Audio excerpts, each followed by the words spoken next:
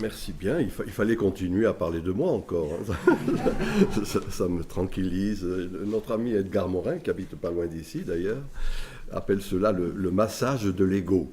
Oui. Je trouve que c'est une très belle expression, fondamentalement. Vous auriez dû en dire un peu plus, quand même.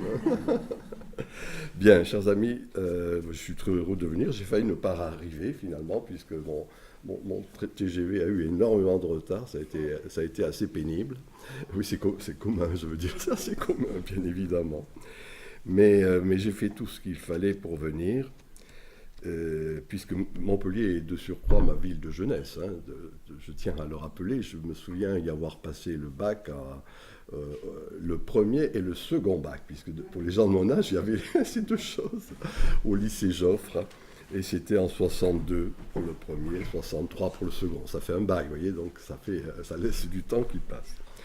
En même temps, je ne connaissais pas votre cercle, hein, cercle Maupeou. J'ai regardé sur Wikipédia qu'est-ce que c'était Maupeou, donc j'ai vu qu'il était originaire de Montpellier. Mais d'une manière plus importante que cela, je trouve que dans les moments qui sont les nôtres, je dirais un moment des périodes de mutation, même des périodes, disons-le tout net, je dirais pourquoi dans un instant, de détresse théorique, c'est finalement dans des cercles comme le vôtre, hein, que se font véritablement, qu'on retrouve des idées. Et c'est chaque fois le cas quand s'achève une époque. On voit ce qu'était, par exemple, avant la Révolution française, au XVIIIe siècle, ce qu'étaient toutes les académies locales qui existaient. Et dans le fond, c'est là que se crée quelque chose, hein. Et de mon point de vue, tout comme... c'est plus trop, je le regrette de le dire, puisque j'ai beaucoup aimé l'université, mais c'est presque plus dans l'université qu'on trouve justement la création des idées actuellement. L'Universitas, en son moment fondateur à la Sorbonne, c'était en 1280, c'était justement une espèce de universitas, hein, de transversalité. Elle s'était fondée d'ailleurs contre ce qu'était l'école cathédrale. L'école cathédrale, dans le fond, c'est ceux qui formaient les fonctionnaires du moment, c'est-à-dire les curés. Et de plus en plus, ces universités sont redevenues pour moi des écoles cathédrales. C'est-à-dire qu'elles ont perdu cette dimension que je viens ici d'indiquer, hein, de diversité, ne serait-ce que parce que justement, il y a par trop de disciplinarisation. Hein. Bon, on verra bien. En tout cas, je considère en effet que c'est dans ce qui n'est pas officiel, j'en dirai un mot dans un instant, que se crée véritablement. Hein, ce que j'ai dit, la dimension culturelle, dans le sens simple du terme, ce qui peut animer une société, lui donner son âme, tout simplement. J'ai été formé, ou en tout cas un sociologue et philosophe allemand qui s'appelle Georg Simmel, très peu connu en France, c'est regrettable, avait une très belle idée d'ailleurs. Il disait qu'il fallait toujours opérer quel est le roi clandestin d'une époque. Roi clandestin, hein, c'est-à-dire qu'au-delà, ou en deçà, ou à côté de ce qui est officiel, il y a quelque chose qui régit en profondeur. Moi, ça avait été pour ma thèse d'État, ce que j'avais formulé en parlant de la centralité souterraine. Et dans le fond, pour moi, c'est pas autre chose, c'est certes comme ça, hein, dans le fond, où s'élabore quelque chose. Je suis de tradition un vieux libertaire. Je n'aime pas beaucoup les lois, mais il se trouve que j'ai quand même élaboré dans toute ma carrière une ou deux lois, et je vais vous en donner une qui m'est chère. C'est l'anomique d'aujourd'hui, c'est le canonique de demain. C'est-à-dire qu'on voit toujours que c'est justement dans ce qui est au-delà, à côté de la loi, que se forme véritablement la référence qui va dominer. Voilà. Et c'est en ce sens que je considère que c'est des cercles de ce genre qui me paraît important. Et écoutez, donc venez-y souvent si vous faites des conférences, continuez à en faire. Alors avant de parler de ce livre, vous savez, l'ère de soulèvement, oui, en effet, c'est pas mon grand livre, hein. J'ai écrit des livres plus importants que celui-ci, mais c'est un pamphlet protestant ou essayant de s'insurger contre ce qui s'est passé dans les 2 ans qui viennent de s'écouler. C'est-à-dire, dans le fond, le refus, tout simplement, j'y reviendrai d'une chose très simple, qui est la finitude. J'ai été influencé par Heidegger, Zum Tod. On est toujours orienté vers la mort, et que de toute façon, il s'agit de ritualiser, de gérer cela. alors que les 2 ans qui viennent de s'écouler ont été un moment d'asepsie de la vie sociale, avec une idée très simple, dans le fond. La peur de mourir n'empêche pas de mourir, mais empêche de vivre. Voilà ce que j'essaie de développer tout au long de ce livre. Et que dans le fond, il faut, à bien des égards, contre justement les diverses impositions, réapprendre à vivre. Mais avant d'aborder exactement ce sujet, quand on prend le risque de m'inviter, je me sens obligé, si vous voulez, un peu à la manière de... Vous vous souvenez, Caton l'Ancien, son Delenda Carthago Est. Il disait n'importe quoi, il parlait d'autre chose, mais il était obligé de dire il faut que Carthage soit détruite. Voilà. Et moi, mon Delenda Carthago Est, c'est dans le fond 3 banalités de base. Je dis bien banalité, ce qui est tellement évident qu'on ne veut pas le voir. La sagesse populaire a une expression de cet ordre, ce qui crève les yeux. Et en même temps, ce qui crève les yeux, on ne veut pas le voir. La première de ces banalités, qu'il faut dire et redire, c'est que contre ce qui est, si je puis le dire ainsi, notre cerveau reptilien, qu'on a intégré sans bien y faire attention. Moi, je rappelle toujours que la culture, c'est ce qu'on suce avec le lait maternel, de la petite enfance à l'alma mater universitaire, vous voyez, et auquel on ne prête pas véritablement attention. C'est pour ça que je dis cerveau reptilien, pas le rationnel, celui qui est derrière, si je puis dire. Notre cerveau reptilien repose sur une idée très simple qu'il est difficile de remettre en question, parce que dès qu'on la remet en question, on est actuellement taxé de complotiste, puisque c'est un des éléments du jour. C'est que c'est le linéarisme historique. L'humanité serait partie d'un point A de barbarie et arriverait inéluctablement à un point B de civilisation absolue. Alors, au-delà du mot très simple que je viens de dire, linéarisme, il faut savoir que tout au long... Cela s'est élaboré. Pour moi, le 19e siècle est le grand siècle de la modernité. Juste après la philosophie des Lumières, les grands systèmes qui s'élaborent. C'est la philosophie de l'histoire de Hegel. Jusqu'alors, rappelez-vous-en, nous avions des gens qui écrivaient les hauts faits des seigneurs, historiographes. Ils écrivaient dans le sens étymologique du terme.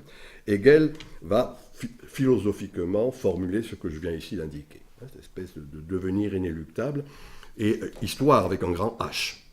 Et on voit bien comment cette philosophie de l'histoire a été la chose qui, par après, dans le sens simple du terme, va contaminer tous les grands systèmes qui s'élaborent, les systèmes socialisants, marxisants, qui, d'une certaine manière, continuent à, gauche et droite confondues, de ce point de vue, à animer, à être ce qui est en jeu dans les débats intellectuels. Disons-le tout net, le mythe du progrès. Moi, j'ai critiqué dans les années 70 le progressisme, en disant qu'il y a autre chose qui est en jeu. Mais actuellement, si vous critiquez le progressisme, vous êtes quelque peu réactionnaire. Ce n'est pas dérangeant, somme toute. Il vaut mieux être réactionnaire, pas forcément conservateur, mais la réaction, j'y reviendrai dans un instant, c'est ce qui s'appuie à bien des égards sur la tradition. Donc voilà, le mythe du progrès, pour moi, a fait son temps.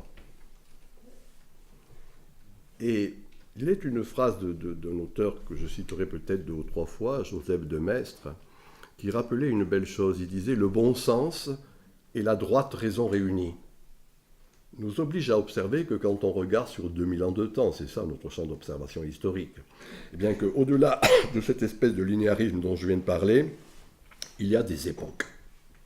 Il y a tout simplement une conception cyclique de la Terre. Et ce n'est pas, encore une fois, cette espèce de dimension unilatérale. Je rappelle, j'aime beaucoup les étymologies, elles nous aident à penser qu'en grec époqué, le mot époque a 2 sens. Un sens philosophique, avant celui-ci, il y a suspens. Suspens. On va suspendre les valeurs qui jusqu'alors ont été imposées. Mais, madame, vous avez raison, c'est aussi une parenthèse. Et de fait, dans le fond, une parenthèse, ça s'ouvre, une parenthèse, ça se ferme. Voyez-vous, pour ce qui me concerne, je considère qu'il est en train de se fermer la parenthèse moderne. Celui qui a commencé au XVIIe siècle, Descartes, s'est conforté au XVIIIe siècle, les grands systèmes philosophiques, qui est systématisé dans les grands systèmes du XIXe. Et puis, le XXe siècle, je dirais, si je le dis un peu trivialement, on a bouffé le capital. On a continué à utiliser ce qui avait été élaboré en d'autres temps, mais sans bien créer d'important. Mais voilà, pour moi, est en train de s'achever une époque. Une époque, c'est 3-4 siècles. Il y a des différences suivant les gens. Moi, je m'inspire toujours de mon maître Gilbert Durand, qui lui voyait 4 siècles. Mais les économistes, les historiens peuvent varier là-dessus, peu importe, hein, quelques siècles. Entre deux époques, et je vous rends attentif pour moi à cette précision sémantique qui m'est chère, il y a des périodes. Une époque, c'est ce que j'ai dit. Une période, ça dure quelques décennies, et nous sommes dans une de ces périodes. Moi, je dis, les périodes entre des époques sont toujours des périodes crépusculaires. Parce que tout simplement, on pressent les valeurs, je dis bien pressent, les valeurs qui sont en train de naître, et on ne peut que balbutier ce qui est en gestation. On ne peut pas faire système. Je ne crois pas personnellement au concept, mais par contre, on peut essayer de trouver des mots, et voilà le balancier des histoires humaines. Et nous sommes dans un de ces moments, justement, période. Gardons cette expression que je dis. Ça vaut ce que ça vaut, mais quelque chose qui est un peu crépusculaire et qui, dans le fond, ne fait que traduire, moi, quelque chose qui est important de dire, une transition épocale. Voilà la formule un peu philosophique qui est en jeu, si je m'inspire là encore de la philosophie allemande. Deuxième banalité, quand cela existe, notre espèce animale est ce qu'elle est. Et il convient dès lors de trouver les mots qui sont en pertinence avec ce qui est vécu. Je reviendrai sur ce philosophe qui m'a beaucoup marqué, Michel Foucault. Vous connaissez en tout cas ce livre, Les mots et les choses. Il montre bien dans le fond qu'on ne peut bien comprendre les choses si on trouve les mots qui sont adéquats aux choses. Une espèce d'attitude un peu de ce qui est pertinent, dans le sens simple du terme. Et vous avez compris que de mon point de vue, il y a actuellement, et c'est cela qui prédomine, une forme d'impertinence. Je redis la formule de Camus que tout le monde sait mais qu'il convient de rappeler, mal nommer les choses contribue au malheur du monde. Quand Camus a cette formule, il est en train de lire une histoire de l'Empire chinois qui se délite. L'empereur consulte le sage et là le sage dit il faut s'asseoir et trouver les mots. Et c'est là où il y a la formule de Camus. Mais ce qu'on ne rappelle pas, et moi j'aime bien le rappeler, c'est que quand Camus dit ça, il se souvient ce qu'est la belle analyse. Et si vous le désirez, je vous donnerai les références précises dans la République de Platon. Quand il montre que quand il y a dégénérescence d'une société, il y a ce qu'il appelle la fraude aux mots. La fraude aux mots. Et de mon point de vue, nous sommes dans un de ces moments où ce qui prédomine, c'est qu'on continue, j'emprunte ce terme à ce que disent les ethnologues, des incantations. Des mots comme ça qui ne veulent plus dire grand-chose, j'en sais pas moi, valeurs républicaines, démocratie, laïcité, on pourrait trouver des quantités de termes comme ça qui sont dits à tire-larigot, ce que j'appelle moi des Niagara d'eau tiède de bons sentiments. Mais ce sont des incantations. L'incantation, on dit bien que ça veut dire on chante quelque chose dont on n'est pas convaincu. L'image un peu grivoise que je donne pour bien me faire comprendre, on ne parle jamais autant d'amour que dans un couple qui va se séparer. On chante quelque chose parce qu'on a peur de ce qui est en gestation. Et de mon point de vue, voilà, c'est ce qui est en jeu, et en particulier, disons, dans ce que j'ai proposé de nommer la médiocrité de la médiacratie. Quelque chose dans le sens du terme, la médiacratie, ce pouvoir qui est là, très fort, etc. Je rappelle là deux phrases, une de Hegel que j'ai citée tout à l'heure. Hegel rappelle que la lecture du journal est la prière de l'homme moderne. On se souvient de la formule de Hegel. Quelques décennies plus tard, Nietzsche parlait, du vomitus matutinus. C'est très beau, je ne le traduis pas. Il ne savait pas qu'il y avait des journaux du soir, enfin, à l'époque. On pourrait l'appliquer à ces journaux d'histoire. Mais en 1882, il a cette belle formule très juste. Il dit « Encore un siècle de journalisme et les mots pueront ». Vous voyez, donc la formule est forte. Mais en tout cas, je considère que...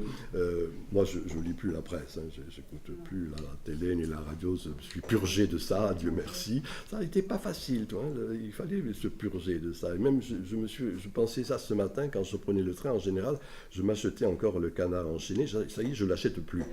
Je le réserve, excusez-moi, pour ceux qui ont comme moi des cheveux blancs, à ceux qui en charentaise, écoute, peuvent lire des choses devant leur cheminée. Donc voilà, peu importe. Vous voyez, en gros, fermez la télé, ouvrez des livres. Et c'est là, voilà l'effort qui me paraît important d'avoir à l'esprit. Et pourquoi faire cela? Eh bien, pour, en quelque sorte, je dirais, se purger des évidences théoriques pour voir ce qui est évident. Quand je disais tout à l'heure, ce qui crève les yeux. Donc, mais il faut pour cela se purger de ces évidences théoriques. Deuxième banalité. La troisième de ces banalités, c'est qu'en ces périodes de mutation, il y a quelque chose qui est que l'on observe régulièrement. Un déphasage, un décalage, une déconnexion entre les élites et le peuple. Et précisément, quand je dis élite, dans le sens simple du terme, ceux qui ont le pouvoir de dire et de faire. Et bon, c'est politique, journalistes, experts de tous ordres, etc. Qui d'ailleurs ont très peur du peuple. Vous voyez comment, par exemple, ils parlent toujours de populisme. Le peuple sent mauvais. Parfois, je le dis d'une manière plus violente que ça encore. Mais en tout cas, retenez cette idée. Pour ces élites-là, il y a quelque chose qui ne marche pas. Et le terme même de populisme, moi, me paraît véritablement scandaleux. Mais ne fait que traduire véritablement, parce que j'y reviendrai, je suis un lecteur et un théoricien de saint Thomas d'Aquin, omnis autoritas a populo. Toute l'autorité vient du peuple. Et le développement de saint Thomas d'Aquin est de ce point de vue fort juste, alors que quand on dit populisme, il y a cette espèce de mépris fondamental, encore une fois, qui est là, mais qui ne fait que traduire fondamentalement ce décalage dont je viens de parler. Alors, on a ces mots, ces expressions que l'on dit fréquemment, c'est la bien-pensance, bien sûr. C'est Bernanos qui, le premier, a proposé cette expression, à juste titre en avis. Mais c'est également ce qui est le politiquement correct sous ses diverses modulations, on ne va pas rentrer là-dedans. Moi, puisque j'ai occupé la chaire de Durkheim à la Sorbonne pendant fort longtemps, j'avais bien du mal avec cet auteur, mais je m'en suis accommodé. J'ai trouvé chez lui cette belle expression, le conformisme logique. Conformisme logique, c'est-à-dire qu'en quelque sorte, ce n'est pas ce que nous sommes qui va déterminer comme nous pensons ou comme nous parlons. C'est parce qu'on est pris quelque chose. D'ailleurs, un autre auteur, et non des moindres, qui était Lévi-Strauss, parlait justement d'un phénomène structurel. On est pris dans la structure. Et c'est en ce sens qu'il y a ce conformisme, bien-pensance, etc. Or, chaque fois qu'il y a quelque chose de cet ordre, chers amis, c'est à ce moment-là qu'il y a justement soulèvement. Je vais vous donner deux exemples. J'ai étudié quand j'étais jeune ici, la fameuse sécession plébis, quand le peuple fait sécession et se retire sur l'Aventin. Et d'ailleurs, ce n'est pas facile de le faire revenir. Il ne se reconnaît plus dans le Sénat. Et il se retire sur l'Aventin. Et il faut d'ailleurs, non pas lui faire un discours à proprement parler, purement et simplement rationnel, mais il faut retrouver des mythes, des choses comme ça, qui lui permettront de revenir dans la cité en la matière d'un ordre. Quelques siècles plus tard, là encore, même quand on le voit comme ça, c'est particulièrement visible. Quand Machiavel fait la distinction qui existe entre la pensée du palais et la pensée de la place publique. Et ceux qui connaissent Florence, on voit bien le Palazzo Vecchio qui est là, si vous voulez, la place en dessous. Et Machiavel, disant cela, montre que justement, il est des moments où c'est la pensée du palais qui prévaut. Palazzo Vecchio. Et que cela ne prend pas en compte, encore une fois, la pensée de la place publique. Pour moi, c'est ce qui est en train de se passer actuellement, sous ces diverses modulations. Et comprenez-moi bien, je ne vais pas le redire, gauche et droite confondues. On va le retrouver d'une certaine manière dans toutes ces idéologies. Voilà. Alors, moi, c'est à partir de là, on a pu dire, c'est cette grande dame de la pensée, Hannah Arendt, qui avait formulé ce que je vais dire. Elle reprenait cela d'ailleurs d'Heidegger en disant on a une idée dans sa vie. Après, on se dépatouille par rapport à cette idée. On écrit des livres, ça n'en a le courage. On fait des cours ou des conférences. Moi, j'ai eu une idée. Voilà, je vais vous la dire. Ce qui était justement le propre de ma thèse d'État à l'époque, et j'ai publié cela en 1979, le rapport qui existe entre le pouvoir et la puissance. Le pouvoir est ce qui est justement institué. La puissance, c'est ce qui renverrait à l'autoritas auquel j'ai fait référence tout à l'heure, c'est-à-dire ce qui vient du bas. Institué, instituant. Quand ça marche, c'est-à-dire quand il y a un accord entre la puissance, entre le pouvoir et la puissance, c'est les grands moments. Il faut bien dire d'ailleurs ce que fut au XIXe siècle l'élaboration de l'idéal démocratique, bien évidemment. Mais il est des moments, vous avez compris que de mon point de vue, nous sommes là dans un de ces moments où il n'y a plus d'accord entre le pouvoir et la puissance. Et c'est à ce moment-là que l'on voit régulièrement dans les histoires humaines, dans les cycles auxquels j'ai fait référence tout à l'heure, soulèvement, insurrection, révolte, jacquerie. Vous voyez, on peut trouver, et j'arrête, on pourrait trouver des quantités d'expressions de cet ordre qui renvoient justement au fait qu'on n'est plus en accord. Il y a des phasages dans le sens simple du terme, et c'est ce que j'appelais tout à l'heure le grouillement social, quelque chose qui ne se voit pas, mais qui va ressurgir régulièrement. Moi, j'aime beaucoup marcher en montagne, et les lacs de haute montagne sont à cet égard fort éclairants. L'eau est étale, puisqu'il n'y a pas de courant central. Par contre, en dessous, ça grouille éminemment. Et régulièrement, vous avez des espèces de grandes bulles, avec des métastases, qui traduisent, si je puis dire, ce grouillement intérieur. Voilà ce qui est en train de se passer, à mon avis. Quelque chose de cet ordre, avec, alors quand je dis soulèvement, on pourra en parler si vous le désirez, il y en a de multiples manières, forts, violents, doux, etc. Bon, il n'y a pas de différence fondamentale entre les gilets jaunes et l'abstentionnisme. C'est tout simplement une manière de ne plus se reconnaître, dans le sens simple du terme, dans ce qui est là-haut, dans la verticalité du pouvoir. Et je considère, je vous prie de m'en excuser, que c'est ce qui va se développer et que le sang va couler. Voilà, donc il faut avoir cela à l'esprit, pour se rendre compte, encore une fois, comme cela se passe régulièrement, qu'il y a quelque chose de cet ordre. Mais on ne peut bien comprendre cela, et je ferai un petit détour, si vous me le permettez, en disant, puisque j'ai dit il y a un instant que j'ai eu pour maître un grand anthropologue qui s'appelle Gilbert Durand, qui a été le premier qui a initié la réflexion sur l'imaginaire en son temps. L'imaginaire, dans le fond, en France, on en a peur. Souvenez-vous, Malebranche, Descartes. Pour eux, l'imagination, c'est la folle du logis, ce qui ne permet pas le bon fonctionnement du cerveau. Et ce n'est que et d'ailleurs, tenez, anecdotiquement, quand Sartre écrit son premier livre en 1936, L'imagination, il reprend cette formule et de Malebranche et de Descartes pour dire c'est pas bien l'imaginaire, c'est pas quelque chose qui a... Alors que moi, dans la formation que j'ai reçue, je considère que l'imaginaire est ce qui structure une société. C'est quoi?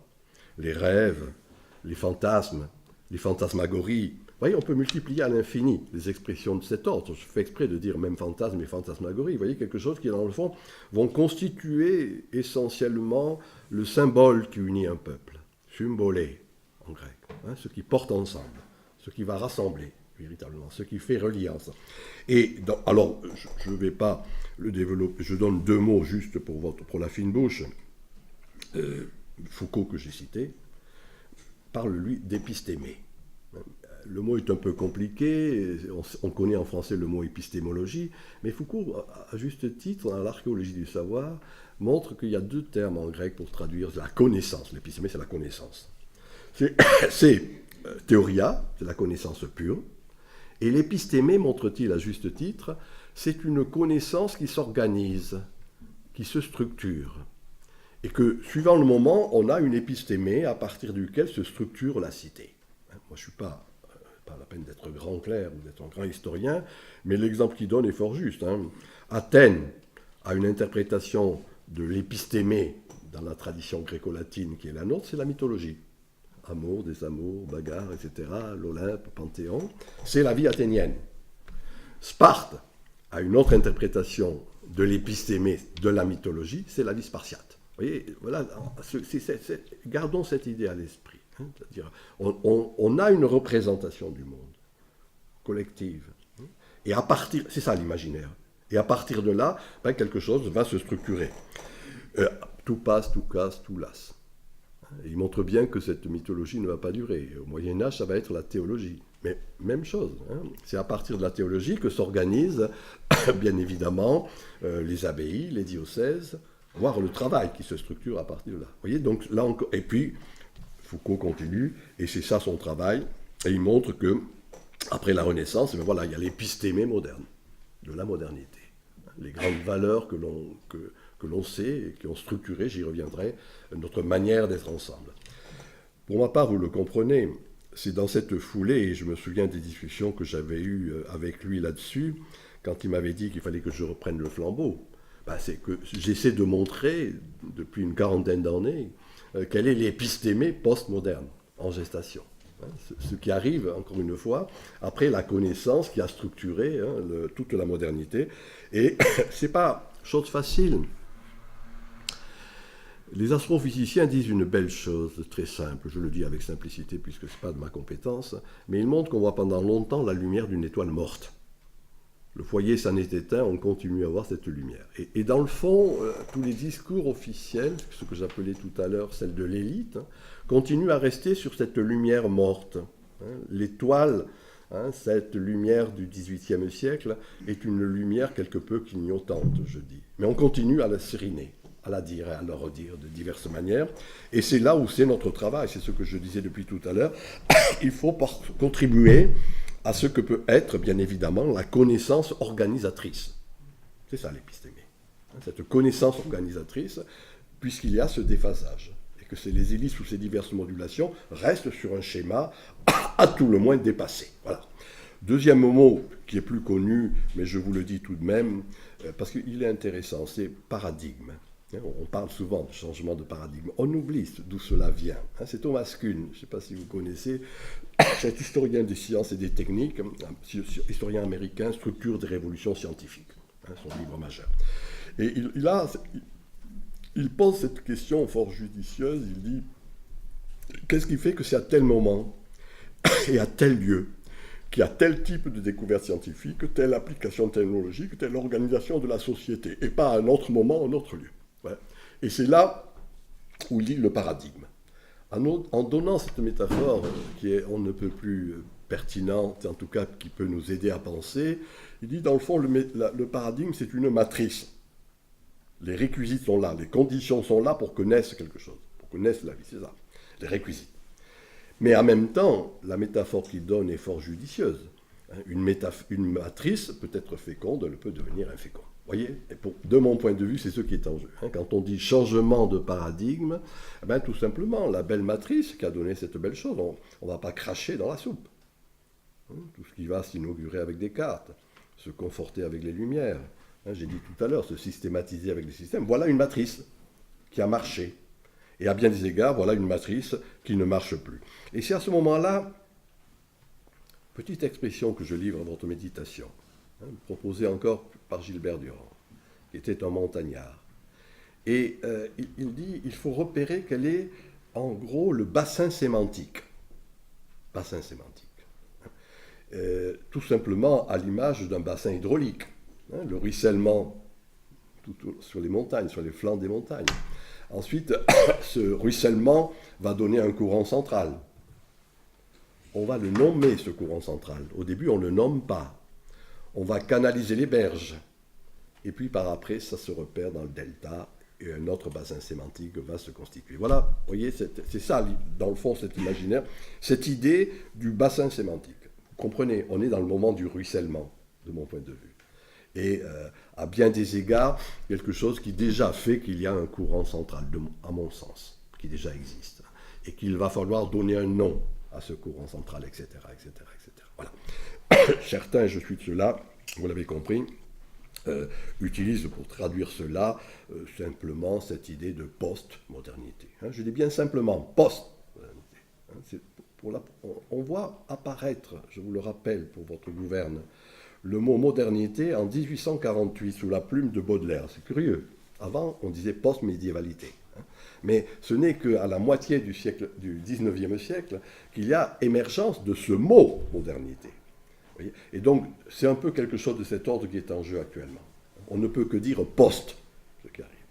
Et si vous en êtes d'accord, et si le cercle MOPE veut nous inviter, on se donne rendez-vous dans 100 ans, et là, à ce moment-là, on pourra dire justement ce qui existe, comment on va nommer cette chose qui est là et qui existe. Mais pour le moment, il faut s'attarder et se contenter, en quelque sorte, de ce que cette idée, bassin sémantique, quel est l'imaginaire dominant?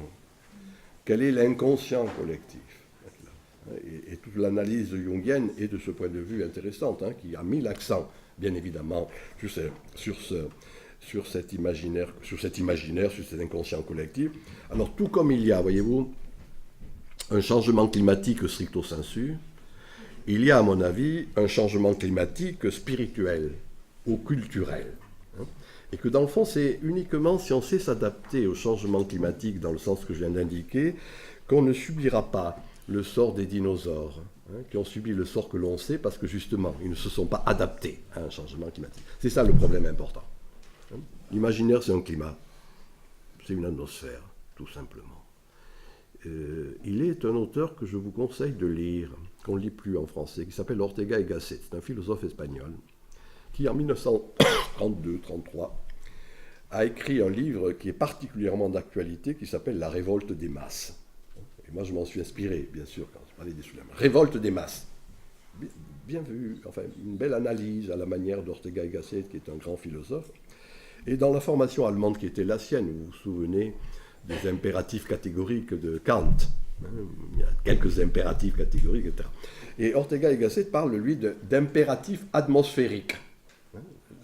L'expression est judicieuse et, à mon sens, traduit bien, si vous voulez, le fait qu'on est déterminé par un climat spirituel. Alors, dite spirituel, dite culturel, dite social, peu importe en la matière, vous voyez. Mais c'est cela qui, pour moi, me paraît être en jeu. C'est ça qui fait qu'il y a un changement climatique que l'on sait. Et c'est ça qui renvoie à ce que j'appelais tout à l'heure la transmutation épocale. Une vraie transmutation qui est là en jeu. En même temps, et je voudrais vous y rendre attentif quand on parle de balancier, etc., il est un terme très simple que je propose à la réflexion depuis fort longtemps, et justement pour lutter en quelque sorte contre ce catastrophisme qui nous est familier en France, ou la collapsologie. Enfin, il y a des quantités d'expressions de cet ordre qui se traduisent très souvent au travers en particulier concernant les jeunes générations, tout fout le camp. Ils n'ont plus de valeur, etc. Alors que j'emprunte cette expression à Sorokin, qui est un sociologue américain, spécialiste de la culture, et il montre comment, en prenant une image chimique, les diverses molécules qui composent un corps donné, fatigue, usure, ces diverses molécules ne peuvent plus rester ensemble, divorcent. Mais, et c'est ce mais qui est important, ces mêmes molécules vont rentrer dans une autre composition pour donner un autre corps. Si je le traduis fort simplement, ma formule c'est la fin d'un monde n'est pas la fin du monde. C'est-à-dire qu'on voit comment, à partir de ce qui cesse, il y a une reconstitution qui est en train de se faire, qui peut se faire.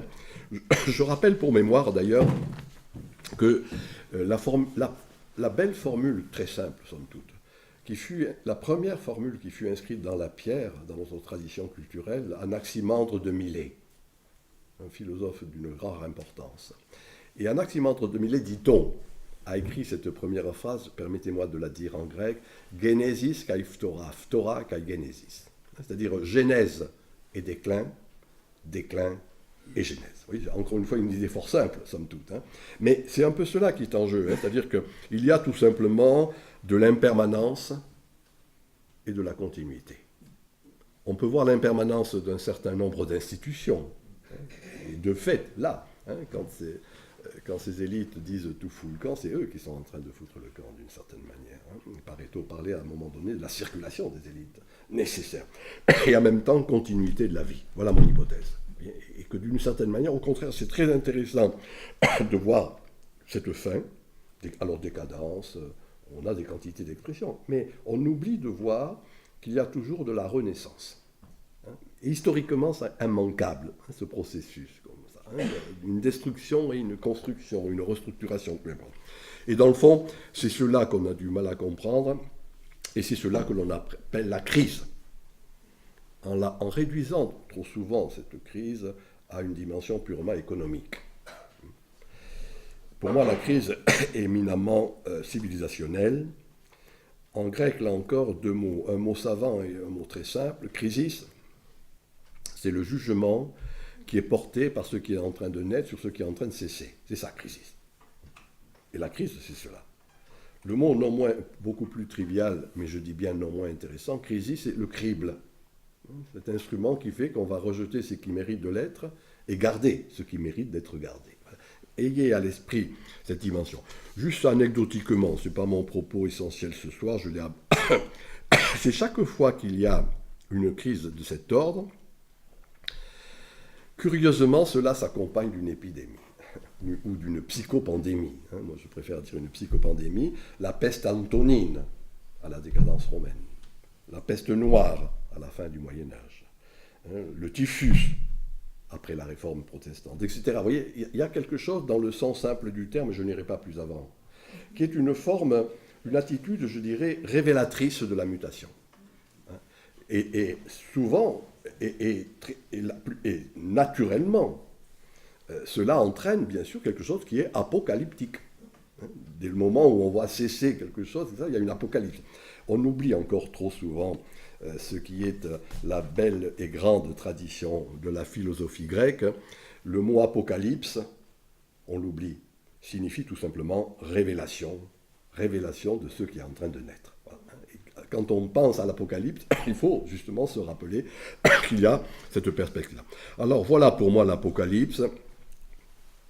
Quand je vous ennuie, vous me le dites, tapez sur la table, parce que j'ai tendance à trop parler, etc. Il faut m'arrêter, comme dirait l'autre. Et alors voilà, pour moi l'Apocalypse, elle est là, c'est-à-dire, vous voyez, c'est ce grand moment qui fut ce moment où il y avait, et je le dis avec simplicité, faute de compétences, Copernic, Kepler, Galilée, Newton. Ce fut un grand moment où qu'est-ce qui s'est passé à ce moment-là? Dans les domaines qui étaient les leurs, ces grands savants ont montré qu'on ne pouvait plus continuer à penser à partir d'une conception géocentrique du monde. C'est le fameux héliocentrisme. Voilà. Et je le dis fort simplement parce que pour moi c'est exactement quelque chose qui est en train de s'opérer de nos jours. On est en train de passer à bien des égards d'une conception anthropocentrique, je vais dire pourquoi, à une conception que, faute de mieux, on peut appeler holistique. Holos, l'entièreté, la globalité. Alors, et dans le fond, l'imaginaire de la modernité a reposé sur cet anthropocentrisme. Pour faire une référence encore grecque que vous connaissez certainement, c'est le fameux syndrome de Protagoras. L'homme est la mesure de toute chose. L'homme est la mesure de toute chose. Et au milieu du discours de la méthode de Descartes, il reprend cette formule de Protagoras, vous la connaissez, même si on ne la réfère pas à Descartes, l'homme comme maître et possesseur de la nature. Et c'est ça l'idée de domination qui a été le propre même, dans le fond, de l'économicisme ambiant, qui a été le propre même d'une conception purement politique, et une domination qui a abouti à une véritable dévastation du monde. Voilà ce qui est en jeu, si vous voulez. Voilà un peu ce qu'est le mythe du progrès, qui fut bené en son temps et qui est destructeur de nos jours. Et c'est en ce sens qu'il faut avoir la force et le courage de dire que ce mythe du progrès est un mythe maintenant dangereux. Il repose sur une idée très simple, vous n'y faites peut-être pas attention. Le grand concept, là pour moi c'est un concept hegelien, et repris par la tradition marxiste, qui est celui de la philosophie donc hegelienne, c'est le Aufhebung, dépassement. C'est-à-dire qu'on va dépasser le dysfonctionnement, on va dépasser le mal, on va dépasser la mort. Et c'est le transhumanisme qui va pousser jusqu'au bout cette logique du dépassement. Qu'on le veuille ou non, on a tendance à fonctionner comme cela. Thèse, antithèse, synthèse.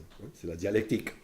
Moi, je rappelle toujours que dans le fond, cette dialectique, c'est la même chose que le théâtre du boulevard, le mari, la femme et l'amant. Il y a toujours quelque chose qui aboutit à une forme de solution quelque part, une conception dramatique du monde, mais qui repose sur un mythe, encore une fois, à bien des égards, je vous l'avais compris, bien destructeur. Je rappelle pour mémoire d'ailleurs que la figure mythique de Karl Marx, c'était Prométhée déchaîné, qui a enlevé ses chaînes. Et c'est sur cette base de Prométhée déchaîné qu'il y a cette grande construction du dépassement. Voilà.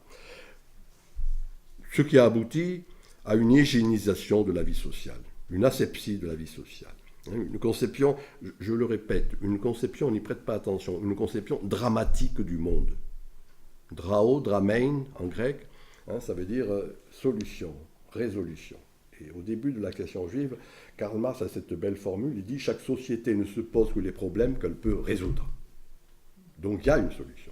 quelque chose, encore une fois, qui est à venir, c'est le futurisme, la société parfaite, les lendemains qui chantent, et demain on rasera gratis. Oui, quelque chose de cet ordre qui renvoie fondamentalement à demain, et c'est ce qui va être, dans le fond, l'idéologie du service public. Je vous prie de m'en excuser, dans ma thèse, je disais qu'il a pris le public à son service, tout simplement. Voilà. Au-delà de la grande idéologie, bien évidemment, du service public.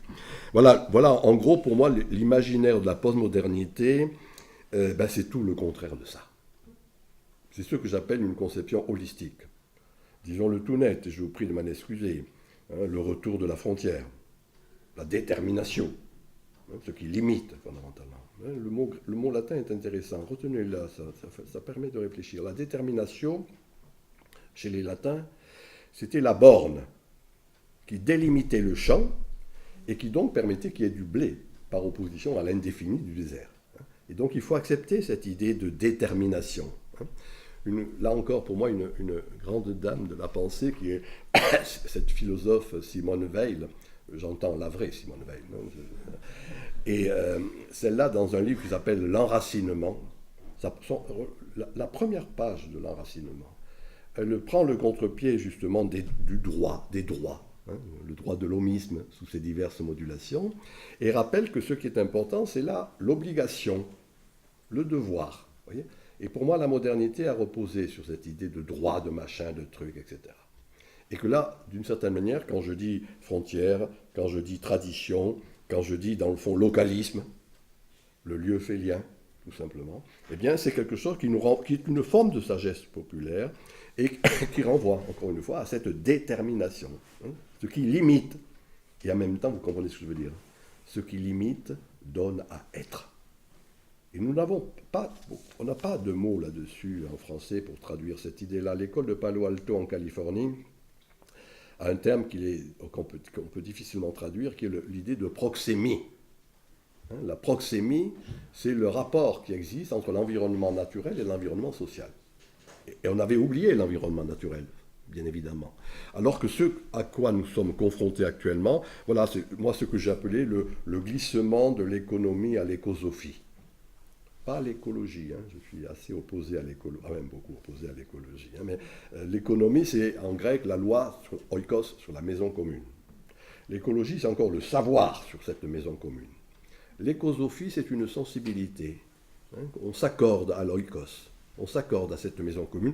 Pour moi, c'est ce qui est en jeu actuellement. Et en même temps, voyez-vous, chers amis, c'est une conception quelque peu tragique du monde. Moi, je fais une distinction entre le drame, résolutoire, et le tragique. Tragein, c'est le mot tragique, le mot tragos en grec, c'est ce qui est aporique, alpha privatif. L'aporie, bien sûr.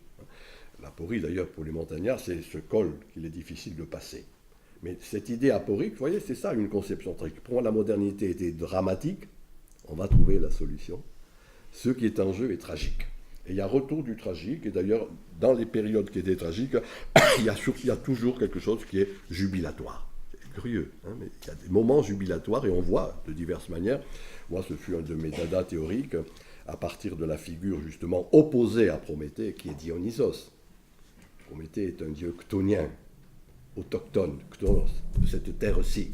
Et il y a quelque chose de tragique dans la figure de Dionysos, mais qui, d'une certaine manière, justement traduit ce qui est en jeu. Chtonien, il faut s'accorder à ce monde-ci, et pas simplement le dominer. Il faut faire avec. C'est là encore une idée de Gilbert Durand quand il parle du trajet anthropologique. Non pas un sujet dominant un objet, objectum, ce qui est inerte, ce qui est jeté là devant soi, mais trajectif, cette interaction qui va exister de diverses manières. Voilà un peu, si vous voulez, pour moi, ce qui est en jeu actuellement. Donc on n'est plus dans la flèche du temps progressiste,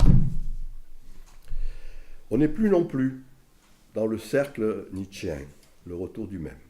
La figure que j'ai proposée à la réflexion, c'est la spirale, qui n'est ni la flèche, ni le cercle. Si je le traduis par un oxymore qui m'est cher, dans le fond, c'est l'enracinement dynamique. Tout d'un coup, la plante humaine se souvient que comme toute plante, elle a besoin de racines pour croître. Et c'est ça, cette idée de détermination, cette idée de limite sous ces diverses modulations, cette idée de devoir et pas simplement de droits, d'obligations de divers ordres, et qui est point important. Alors c'est à partir de là, je vais vous raconter pour terminer une petite histoire amusante, enfin moi qui m'a fait toujours rêver, qui est le mythe de Thèbes, prototype de la cité, de la fondation de la cité. Cadmos fonde cette ville de Thèbes, et il lègue cette ville à un de ses petits-fils qui est Penthée, qui, comme ne l'indique pas son nom, ne boit pas du tout. Mais qui, dans le fond, est tout simplement l'énarque et le technocrate du moment. Et le début du mythe montre que cette ville a racheté le fait de ne plus mourir de faim par celui de mourir d'ennui. Et je pourrais être plus brutal encore. Oui, bon. À ce moment-là, les femmes, conduites par Agavée, qui est curieusement la mère de Penthée, vont chercher le second petit-fils de Cadmos, qui est Dionysos. Alors Dionysos, il est de l'autre côté de la mer Égée, en Talaïa actuellement. Donc c'est un barbare, si je puis dire. En même temps, Dionysos est très intéressant parce qu'il est bifronce, comme l'on dit. Le grand gaillard barbu d'un côté et les faibles androgynes de l'autre. Voilà. Et puis, à l'opposé des autres dieux du Panthéon, qui sont des dieux ouraniens, purement rationalistes, lui, c'est un dieu que j'ai dit tout à l'heure, chtonien. Chtonos. En français, nous connaissons le mot autochtone, de cette terre-ci. C'est ça l'enracinement dynamique auquel je vois. Et dans le fond, qu'est-ce qui se passe? Elles vont chercher, donc les femmes vont chercher Dionysos, c'est les Dionysies, les bacchanales. Le sang coule à minima, Penthée est tué, le pauvre. Et à partir de là, je dirais que, et c'est ce qui est indiqué dans le mythe, la cité retrouve son âme, dans le sens fort du terme, et réanimée, dans le sens simple du terme. Voilà un peu, moi, ce que j'appelle, si vous voulez, ces soulèvements, ces insurrections et ces révoltes. Ordo ab chaos. Et que c'est parce qu'il y a, bien évidemment, un chaos, qu'il peut y avoir de l'ordre, qui peut. Mais de fait, chaque fois qu'on regarde sur la longue durée les histoires humaines, on voit ce processus-là. Cette tradition ésotérique me paraît intéressante, ordo ab chaos. Et saint Thomas, que j'ai cité tout à l'heure, quand il a la formule que j'ai dit, omnis autoritas a populo, il le développe en disant c'est le droit à l'insurrection. Autoritas, c'est difficile d'employer le mot autorité en français parce qu'il y a toujours la connotation d'autoritarisme, etc. Autoritas, c'est ce qui fait croître. Et la vraie autorité fait croître. Et c'est un peu cela qui est en jeu, pour moi, actuellement, si vous voulez, quelque chose qui, de diverses manières, et je ne vais pas ici le développer, on en parlera si vous avez envie de le faire, on assiste à une multiplicité de ces soulèvements, insurrections, révoltes, et peu importe les termes de cet ordre. Un bel historien américain, et c'est pour ça que j'ai choisi le titre de l'ère des soulèvements. C'est Hofwein que je vous conseille de lire, qui est un livre classique de historien, qui s'appelle « L'ère des révolutions ». Et il montre en quelque sorte ce qu'est le processus révolutionnaire. C'est-à-dire que, dans le fond, ce qui a été la marque du stalinisme, du léninisme, sous ses diverses modulations. Moi, j'ai la conscience, le peuple ne l'a pas, je vais lui apporter la conscience. En gros, c'est ça, l'avant-gardisme sous ses diverses formes, pour la mener à ce que je disais tout à l'heure, la société parfaite, etc.